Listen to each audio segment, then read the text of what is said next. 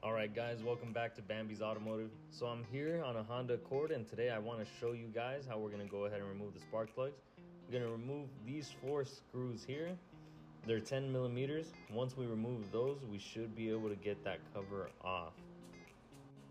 Okay, now that we got that cover off, we're going to go ahead and remove the connectors there that are plugged into each of these coils. So first, I'm going to go ahead and try to pinch it. So that didn't work. We're gonna go ahead and we're gonna use a pick to lift it up from the bottom and be able to disconnect these. Okay, so now here we have our pick. We lifted up the tab, pull that back.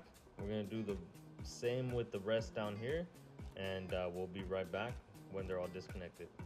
Now that these are all disconnected, we're gonna remove the 10 millimeter bolts one by one.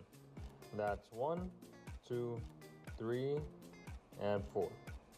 Now let's just move the bolts out of the way. That way we can get ready to pull out our coil packs. And now we got one coil pack, the second, the third, and lastly the fourth here. Now that we have removed these, we're gonna go ahead and prepare to remove the spark plugs. So now I grab my 5/8 or 60 millimeter socket with an extension, pop that in there, go ahead and grab my ratchet, and we're gonna go ahead and loosen those off and then just buzz them out the rest of the way.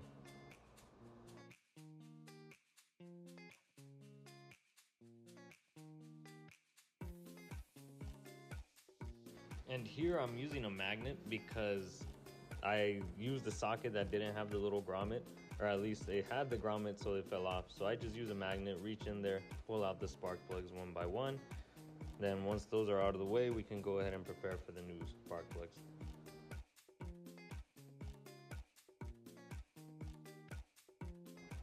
Now that we have the new spark plugs in hand, we're gonna go ahead and pop those right in.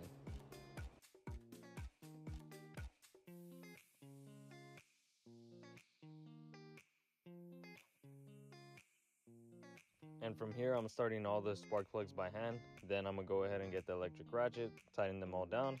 Not all the way where they're super tight, but just snug.